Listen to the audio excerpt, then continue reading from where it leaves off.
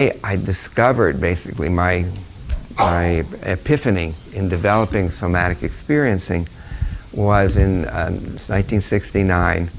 I was asked to see a woman who had been referred from doctor to doctor to doctor, and eventually, with a panoply of different symptoms, she had migraine, she had what we would call now fibromyalgia, chronic fatigue, irritable bowel, interstitial cystitis, difficulty urinating. I mean, name it, and she had it. Again, there weren't names for those at that time.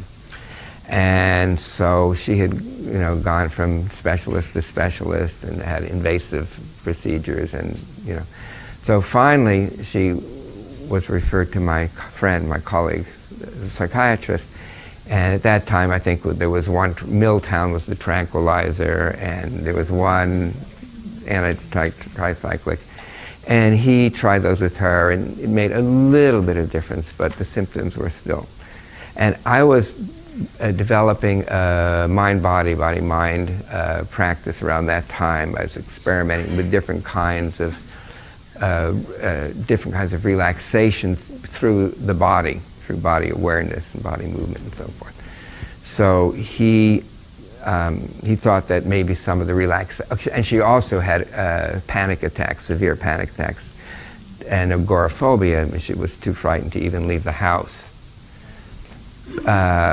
And she came in with her husband, was, tremendously, you could see, tremendously uncomfortable. He was uncomfortable, and she was, of course, terrified. Her heartbeat was about 110 beats a minute, just boom, boom, boom, boom, boom.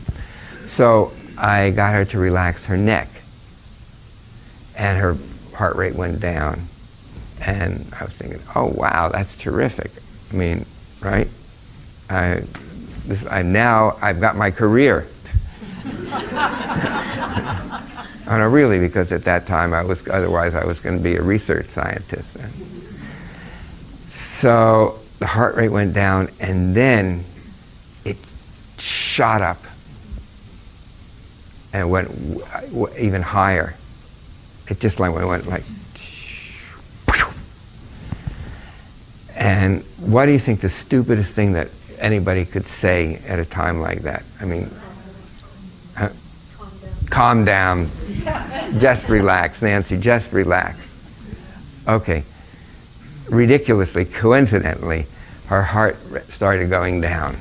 And I think, oh, okay, I have my career back again.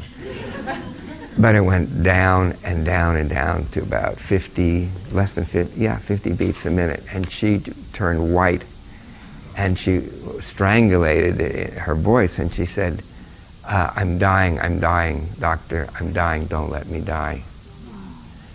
And at that, yeah, exactly. And as I tell the story also, I'm getting that funny feeling in my chest, a little constriction. I mean, that happened like, 69, but I don't get stuck with it. And at that moment, I had a vision, a waking vision, a waking dream of a tiger getting ready to leap. And I said, Nancy, there's a tiger. Run, escape. Run, climb those rocks and escape. And to both of our amazements, her legs started moving as though she were running. And she would have these waves of trembling and shaking, spontaneous breaths. Her hands would be turned icy cold and then warm. And this went on for 40 minutes. But these cycles, and they started to become softer and softer. And then at the end, she opened her eyes and she said, do you want to know what happened? So I'm thinking, of course I know what happened. This is my method here. And I said, yeah.